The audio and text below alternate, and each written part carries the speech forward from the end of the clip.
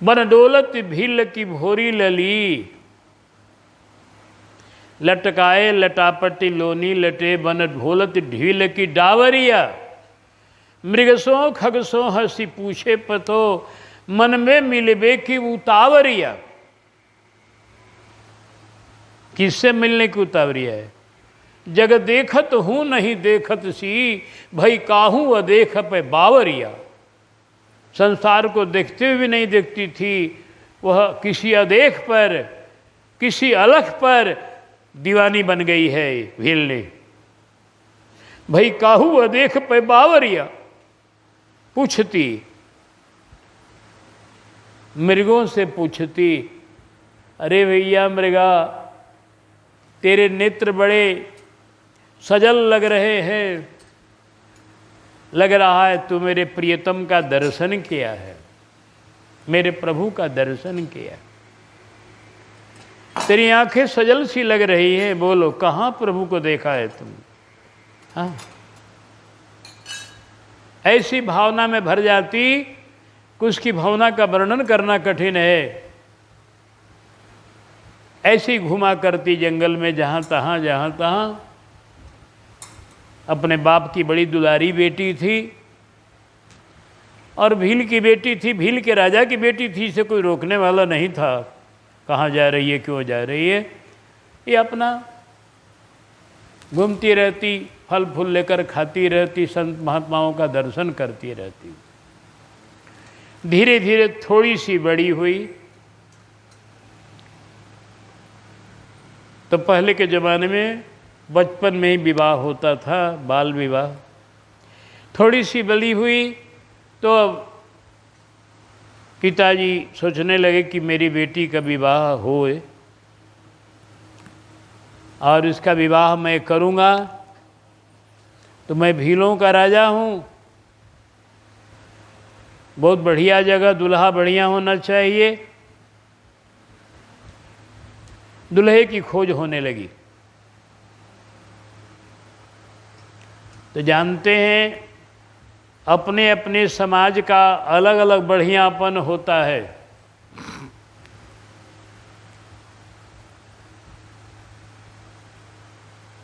कोई ब्राह्मण अपने खोजेगा बढ़ियापन तो सोचेगा कोई विद्वान हो खूब बढ़िया तो बढ़िया है। क्षत्रियों में बढ़िया वो होगा जो खूब बलवान होगा और धनुष कला विद्या को जानने वाला होगा, जो वीरों को परास्त करने वाला होगा, उसको श्रेष्ठ माना जाएगा क्षत्रियों में। वैश्य में जिसके पास धन होगा, अच्छी जिसकी साख होगी, उसको श्रेष्ठ माना जाएगा।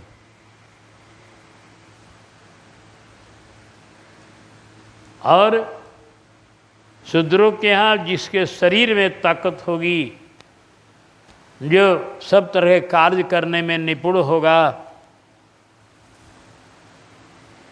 उसको श्रेष्ठ माना जाएगा। और इन कोल भीलों में किसको श्रेष्ठ माना जाएगा? ये जंगली जातियों में जो शिकार खेलने में तेज हो,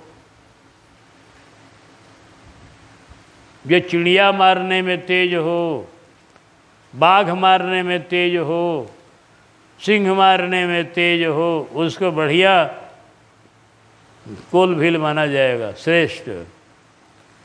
तो खोजते खोजते एक दुल्हा खोज लिया गया, उसकी चर्चा होने लगी। सब कहते वह है बलवान, क्रूरों से भी क्रूर महान, उड़ती पक्षी को संधान, एक बाण से लेता जान। इतना बढ़िया शिकारी है वो कि उड़ते हुए चिड़िया को मार देता है, इतना बढ़िया तीरंदाज है वो। ऐसा दुल्हा इसको हम लोग ठीक कर रहे हैं। उसने बाघ सिंह हैं मारे, बन के भोले जीव बेचारे कौन गिनती में, बाघ सिंह को मारने वाला हो।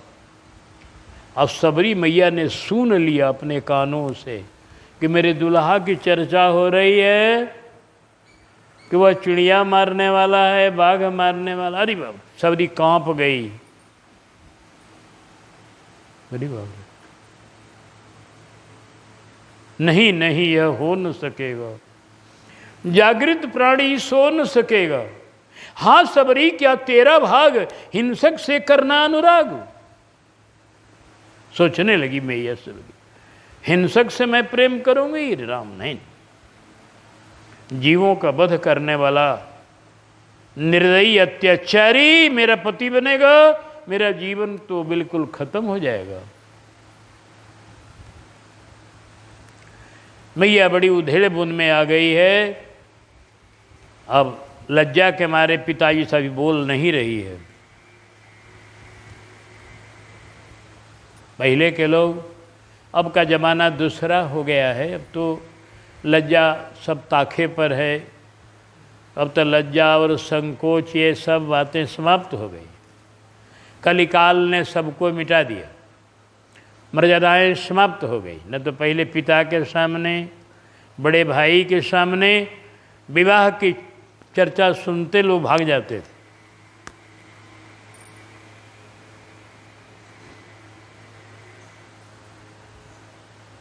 तो सबरी मैया बोल नहीं रही है कुछ भी, समझ रही है मन ही मन कि हमारा तो बड़ा दुर्भाग्य होगा अगर ऐसे संबंध हो जाएगा। कौन उपाय करूं, कौन उपाय लगाऊं, तरह तरह की सोच रही थी। तब तक दिन रखा गया विवाह का। विवाह का दिन रख दिया गया और विवाह की तैयारी शुरू हो गई। तैयारी में क्या हुआ? पहली तैयारी हुआ भोज भंडारा का। तो आपके यहाँ, हमारे यहाँ भोज भंडारा जो होता है उसके लिए चावल, गेहूँ इत्यादि के सब जुटाए जाते हैं। गेहूँ धोया जाता है, सुखाया जाता है, बीरा जाता है, पिसवाया जाता है ना। चावल अमनिया किया जाता है, सब तरह का इंतजाम होता है विवाह के पहले। तो आपके यहाँ तो चावल और गेहूँ का ज़रूरत है। वो कोल भील है, उनके यहाँ तो मांस का मुख्य भोज होगा। तो उनके यहाँ जगह जगह से नील गायें, हरिने, ये सब पकड़ पकड़ के मंगाए जा रहे हैं अनेक जंगलों से। अनेकों मृगा, अनेकों जंगली गायें, अनेकों जंगली पशु अब इस भीलन के राजा के पास लिया करके बांध दिए गए, सैकड़ों की संख्या में। मैया ने देखा कि पशु इतने क्यों मंगाए जा रहे हैं और ये सब तड़फड़ा रहे हैं, इनके खाने पीने कोई इंतजाम नहीं हो रहा है, खाली पकड़ के मंगाए जा रहे हैं। ये सब छपटा रहे हैं, ये क्यों मंगाए जा रहे हैं? मैया ने सोचा, पूछ दिया, पूछो एक भील ते कितने निर्दोष पशु कैसे बांध राखे, तड़फड़ा तो अति भारी है। इनको क्यों बांध के रखा गया है? ये तड़फड़ा रहे हैं, इतने संख्या में मंगाए जा रहे हैं अभी। तो बोले वह वृद्ध इनके मांस ते जेवनार होए, 2 दिन पश्चात तेरे ब्याह की तैयारी है, बस 2 ही दिन का अब समय है। ये सब पशुओं के मांस से बड़का भंडारा होगा। तेरा विवाह होगा बिटिया, तेरे विवाह में भंडारा होगा।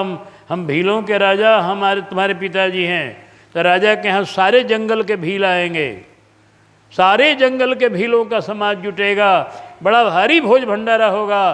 तो ये सब का मांस से यहाँ भंडारा होगा।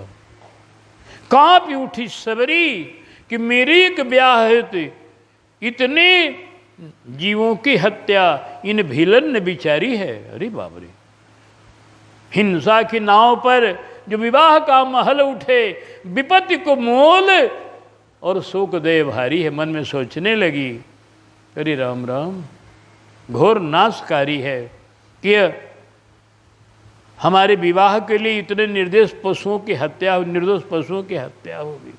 हिंसा की नींव पर मेरा विवाह का महल उठेगा। हैं।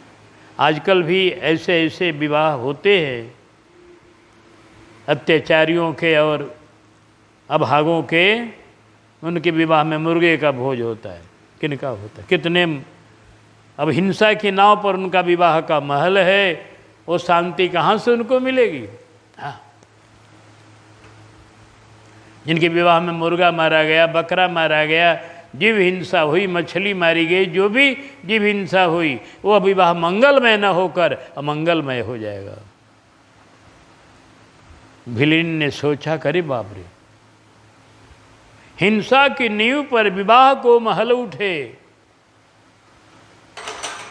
तो विपत्ति को मोल और घोर नाशकारी है, यह तो नाश करने वाला विवाह हो जाएगा। नहीं नहीं, ऐसा नहीं होने दूंगी। काम की अग्नि में विषय भोग आहुति देके जीवन को ना ही त्रैताप में जराई हो, औरन को कष्ट देके कौने सच उपायो यहाँ, याते यह पाप पूर्ण ब्याह न रचाई हो। सोच रही है सबरी मैया कि काम जो है आग है, हर संसार का विषय भोग उसमें आहुति है। आहुति में जितना ही आहुति पड़ेगी, घी पड़ेगा, आग उतनी ही बमकती जाएगी, आग शांत नहीं होगी। संसार की कामना कभी शांत नहीं होती है। जितने संसार का सेवन जीव करता है उतने ही संसारी कामना बढ़ती जाती है। बुझे कि काम अग्नि तुलसी कहूँ विषय भोग बहु घीते, मन पछितई है अवसर बीते। कभी जीव को तृप्ति नहीं होती है, न होनी है।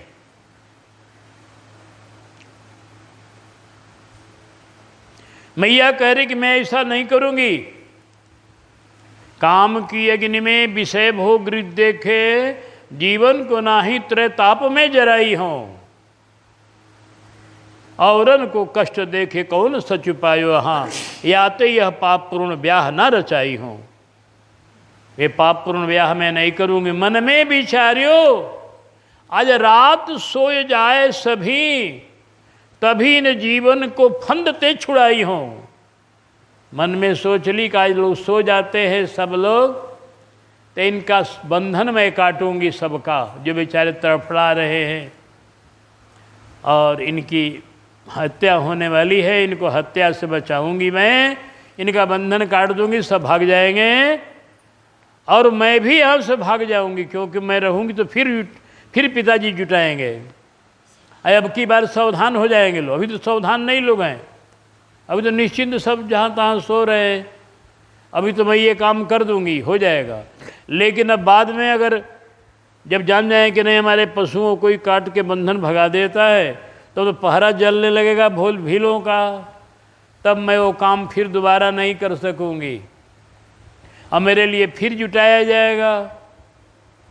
एक तो हिंसक से विवाह और दूसरे मेरे विवाह में हिंसा, ये दोनों बातें मुझे पसंद नहीं। इसलिए जाऊं इति दूर जिसमें खोज नहीं पावे कोबू,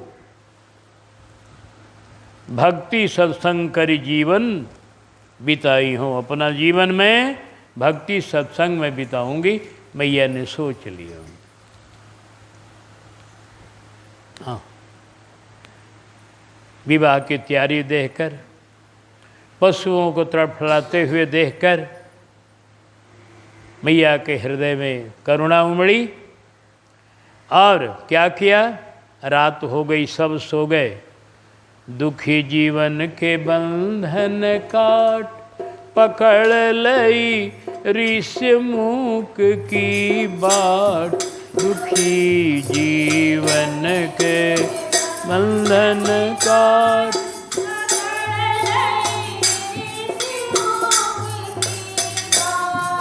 पकड़ लई ऋषि मुख की बाट। पकड़ लई जगत से मन में परम उचाट। धन्य जीवन की सुघर घरी जगत में मन से।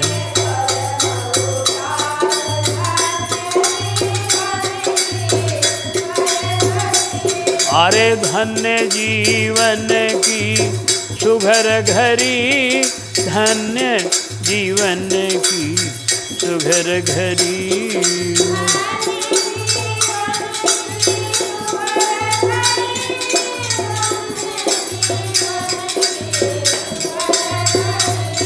प्रेम के साचे पर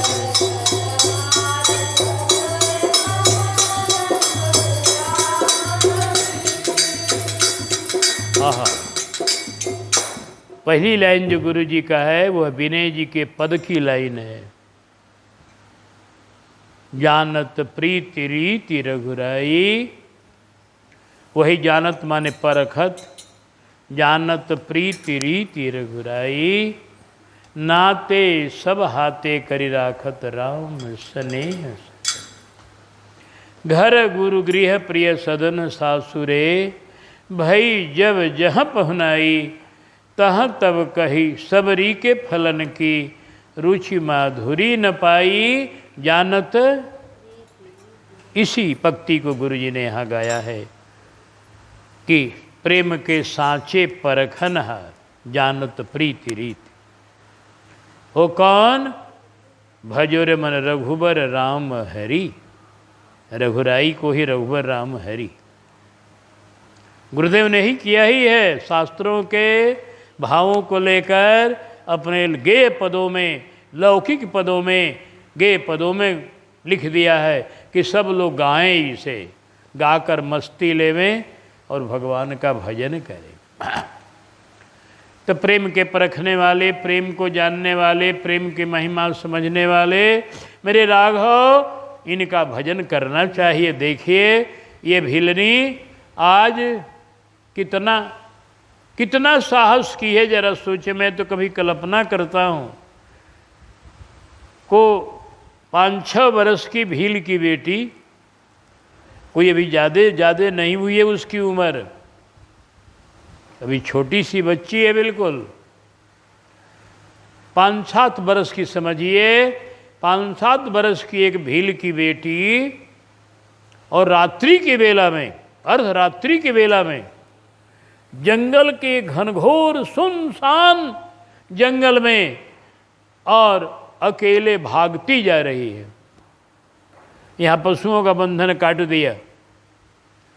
जब पशुओं का बंधन काटा तो आप जान लीजिए कि पशु पक्षी भी अपने हित करने वाले को जानते हैं, अपने अहित करने वाले को भी जानते हैं, क्योंकि राम जी ने स्वयं कहा, हित अनहित पशु पक्षी हूँ जाना, हित अनहित पक्षी मानुष तन गुण ज्ञान निधाना, मानुष तन मुनिगण निकट विहंग मृग जाहि, मुनिगण निकट बाधक बधिक विलो की पराही, बाधक बधिक विलो की। ये लोग भी जानते हैं, पशु पक्षी भी, कौन मेरा बुराई करने वाला है, कौन हत्यारा है, कौन हमको बचाने वाला है। देखा हमारे बंधन को काट रही है भिलनी की बेटी, सारे पशु आनंद में भर गए। भले वो बेचारे बोले नहीं, लेकिन मन ही मन आशीर्वाद दिया, जाओ बेटी, तूने मेरा, हम लोगों का बंधन काट दिया, तेरे भव बंधन को प्रभु काटेंगे। तुमने हम लोगों की रक्षा की, तेरी रक्षा प्रभु करेंगे। तुमने हम लोगों पर कृपा की, हमें संकट से बचाया, उसी तरह से प्रभु तेरे ऊपर कृपा करेंगे, अनेकों संकटों से रक्षा करें। आशीर्वाद दिए तिन रोम रोम आशीष कि तुम पर कृपा करे जगदीश। दिए तिन रोम रोम कृपा करे जगदीश। छुड़ावें बंधन विश्वाविश। विश्वाविश ये कहावत है, बढ़िया से बंधन को छुड़ा दें प्रभु तुम्हारे। छुड़ावें बंधन विश्वाविश आज तेरी सब सुधरी। छुड़ावे बंधन विश्वाविश आज तेरी सब, आज तेरी सब सुधरी। आज तेरी सब सुधरी। आज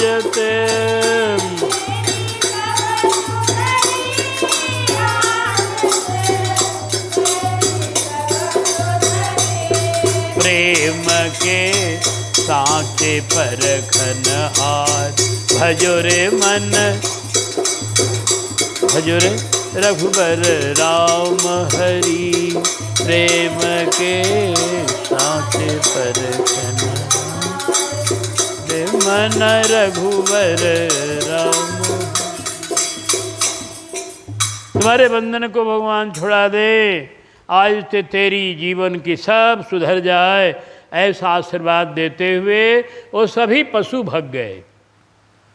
सभी लोग चौकड़ियाँ लगाते हुए समूचे मृगे जितने थे भग गए, नीलगायें भग गई, जंगली पशु भग गए जंगल में।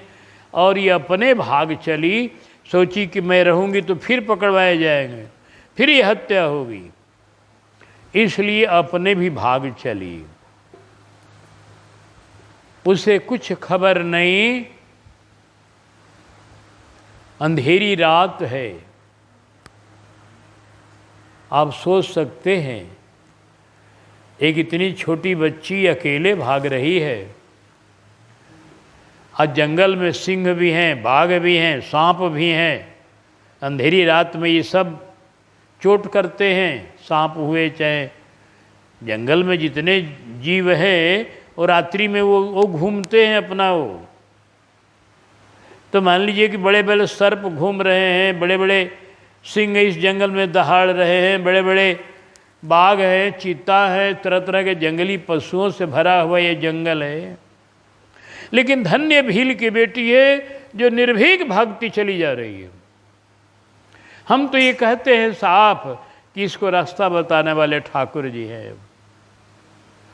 ऐसे लोगों के भगवान संग हो जाते हैं ना। ठाकुर जी इसको रास्ता बताते जा रहे हैं और वह प्रभु के इशारे पर, प्रभु के प्रेरणा से अपने ठीक रास्ते पर दौड़ती हुई भागती हुई चली जा रही। दिन में घूमी थी, फिरी थी, कुछ रास्ता देखा हुआ था इसका, उसमें तो उतनी कठिनाई नहीं थी। लेकिन अब नए नए रास्ते जो जंगल है जा रही है, पंपा सरोवर बहुत दूर जा रही है, तो जो इसका देखा हुआ रास्ता नहीं है वहाँ भी ये सही रास्ते पर चल रही है। ठाकुर की कृपा है, क्योंकि जो यही पंथ चले मन लाई।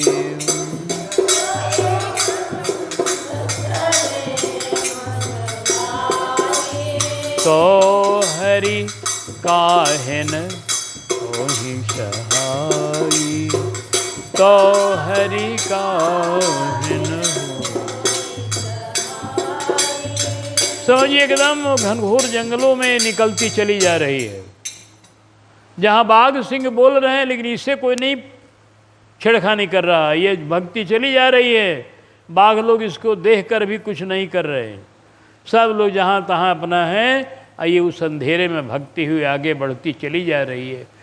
बढ़ते बढ़ते बढ़ते बढ़ते रात भर भागते भागते सवेरा हो जाता है। जब सवेरा होते होते पहुँच गई एक सरोवर पर। भगवान ने कृपा से घनघोर जंगल कुछ देर में ही तय हो गया।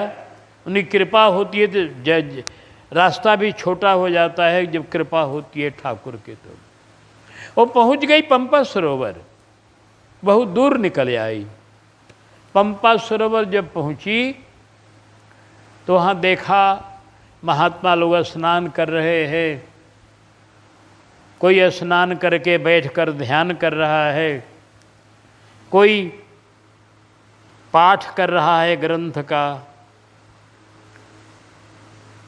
कोई प्रभु का नाम जप रहा है। मन में बड़ी प्रसन्न हुई, कहा कितने भले यहाँ के लोग, कितनी अच्छी लग रही है इस सरोवर पर। देखो कोई भगवान का ध्यान कर रहा है, कोई भगवान का नाम जप रहा है, कोई भगवान को पूजा कर रहा है, कोई भगवान को कुछ सुना रहा है, नाम, कोई लीला, कोई प्रभाव, कोई स्वभाव। अरे वाह वाह, ये कितना बढ़िया जगह में आ गई। अब सोचने लगी उस भिलने ने, अब यहीं रहूंगी, इसी जंगल में रहूंगी और महात्माओं की कुछ सेवा करूंगी। मन में सोचा उसने। पहुंच गई मुनि मतंग के देश, होय किमी आश्रम माही प्रवेश। पहुंच गई मुनि मतंग के देश, होय किमी आश्रम माही प्रवेश। हृदय में नहीं कपट को लेस, साधना सब विधि सुफर फरी। हृदय में नहीं कपट को,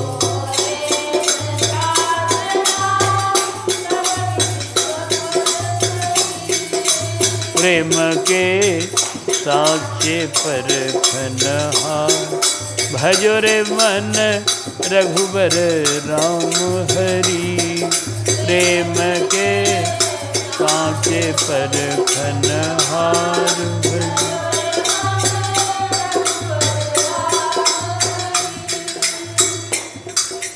सोचने लगी मैं संतों की सेवा कैसे करूं। मैं एक भीलनी जात की हूँ, बाबा लोगों को कुछ बनाकर तो खिला नहीं सकती, मेरे हाथ का कोई बाबा खाएंगे नहीं। मैं कौन सी सेवा करूं कि संतों की कोई सेवा बन जाए। अंत में चुन लिया, सोचा कि रास्ता मैं बाहर दूं जहाँ महात्मा लोग स्नान करने जाते हैं, उनके चरणों में कोई इकड़ी कोई कांटा न चुभे, उनके चरणों की सेवा मैं कर दूं। दूसरी लकड़ी चुन करके गठरी बनाकर, और देखा खोजते खोजते मतंग जी कुटिया पर वो पहुंची तो क्या देखती है कि मतंग जी कुटिया पर बड़ा आश्चर्य का दृश्य उसको दिखाई पड़ा। उसने देखा उस कुटिया पर मयूर और सांप एक जगह है। मयूर सांप को खा जाता है लेकिन नहीं खा रहा। राखत काग चिरीन के अंड, कौआ चिड़ियों के अंडों को नहीं गिरा रहा है। सैल ही कदली उपजावत, पत्थल के ऊपर और केले का गांठ जमा हुआ है। कहा रे रे ये तो बड़ा दिव्य आश्रम है। राखत कीस चिरीन के, चिड़ियों का खोता बंदर लोग रक्षा करते हैं, बंदर लोग उजाड़ते नहीं उसको। उस आश्रम पर चिड़िया बंदर एक है, मयूर सांप एक हैं। वहाँ कोई किसी से वैर नहीं, सब एक दूसरे के प्रति प्रेम रखने वाले। यह देखकर मन में आ गई बात मैया भिलनी के कि यह आश्रम दिव्य है और लोगों से, मैं इन्हीं को अपना गुरु बनाऊंगी। बिना देखे ही गुरु मान लिया मतंग जी को, मतंग जी का आश्रम है। ये अभी उसका संस्कार है। बिना देखे गुरु मानकर अब सोची गुरु जी की सेवा कुछ करो। कैसे सेवा करोगी? कहा करूँगी, लकड़ी का बोझा दिन भर लकड़ी तोड़ती, जहाँ तहाँ से बटोरती, लकड़ी जहाँ तहाँ से बटोरती और उसका गट्ठर बनाती, और पत्तों को तोड़कर पत्तल बनाती, दोना बनाती। कुछ कंद मूल फल भी अपने आंचल में बांध लेती।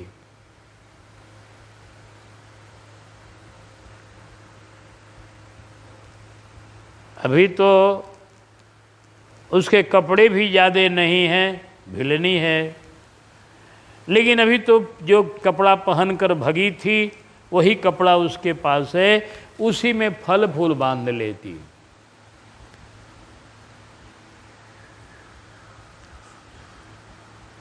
जंगली लोग तो नहीं कपड़ा मिलने पर पत्तों का कपड़ा बना लेते हैं।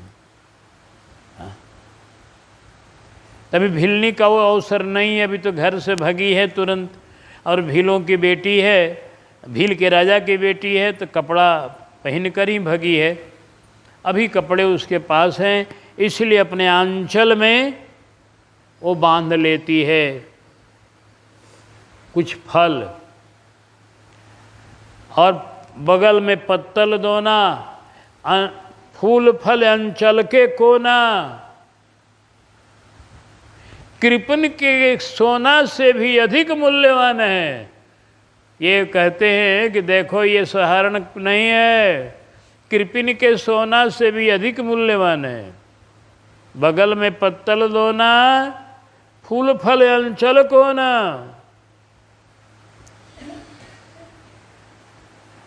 और समिधा को बोझ शीस, सेवा भाव जगदीश। हीरे मोती से भी इनकी महिमा महान है। ये लकड़ी का गट्ठर हीरा मोती से अधिक कीमत का है। क्यों? नारायण नाथ गुरु जी कहे सब शिष्यन से, छोटा मत जानो, ये गरीबनी को दान है, ये गरीबनी का ही दान है। बड़ा महत्व रखता है। इस तरह से मतंग जी के आश्रम पर यहीं से भक्तमालकार ने कथा लिखी है कि बन में रहती नाम सबरी, कहत सब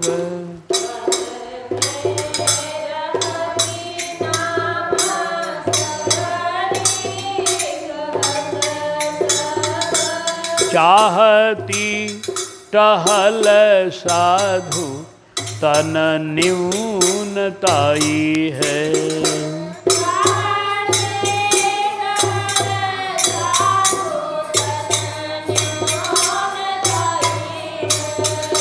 रजनी के शेष ऋषि आश्रम प्रवेश करी, रजनी के शेष ऋषि आश्रम लकड़ीन बोझ धरी, आवे मन भाई है।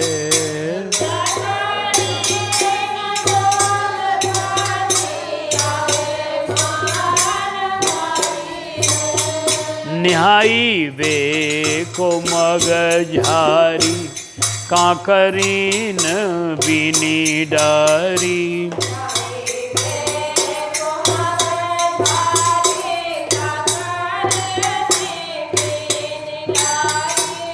बेगी उठी जाए नेको देती ना दिखाई है।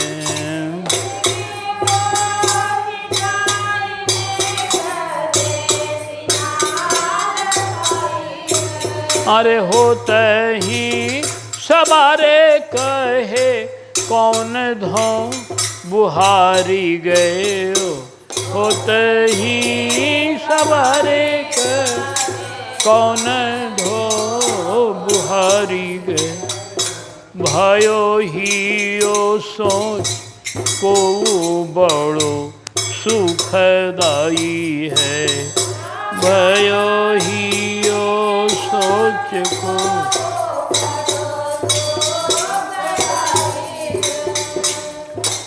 वन में रहती, जंगल में रहती है, किसी वृक्ष के नीचे अपना समय बिता लेती है रात को, किसी पेड़ के नीचे रह जाती है भगवान के भरोसे, जंगल में रहती है, वन में रहत नाम सबरी कहत सब। चाहत टहल साधु तन न्यूनताई है। रजनी के शेष ऋषि आश्रम प्रवेश करी, लकड़ी न बोझ धैर्य आवे।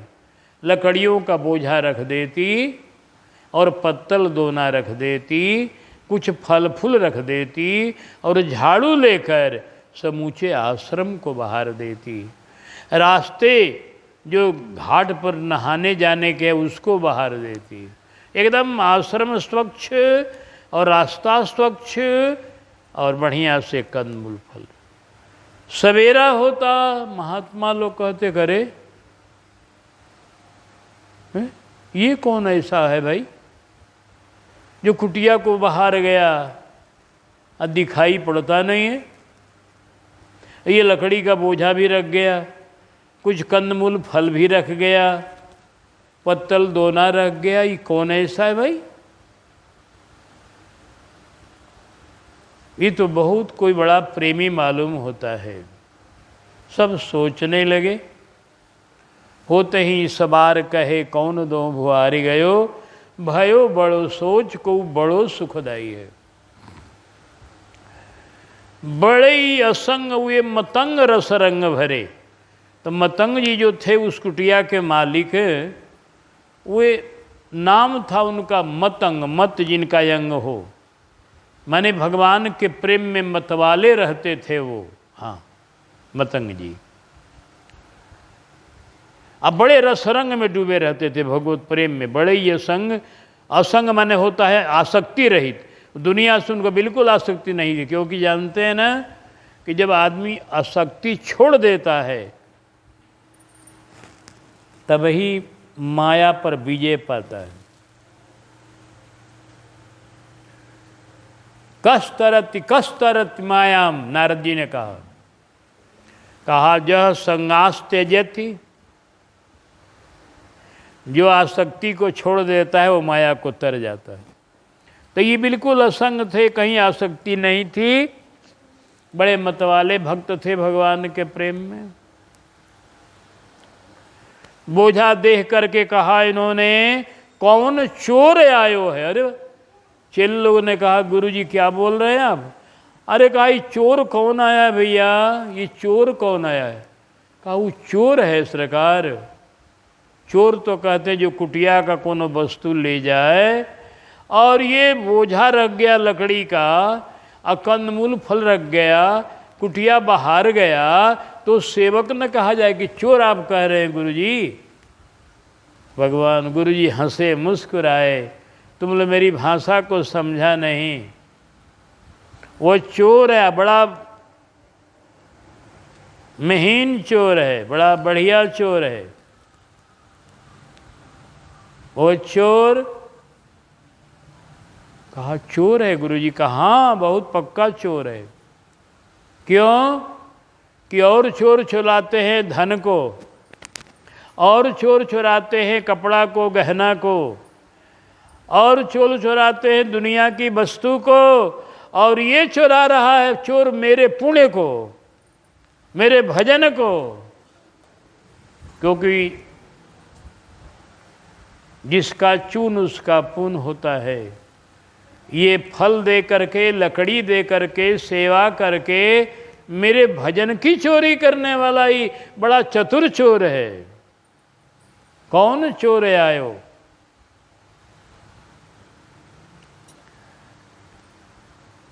अब उसको एक दिन, क्योंकि बिना पाए प्रीतिवा की मति भरमायो है, बिना पाए प्रीति, गुरु जी बोले। और लोग प्रेम करते हैं तो कुछ न कुछ चाहते हैं। जैसे मान लीजिए कोई सेवा किया आपके यहाँ मंदिर में आकर,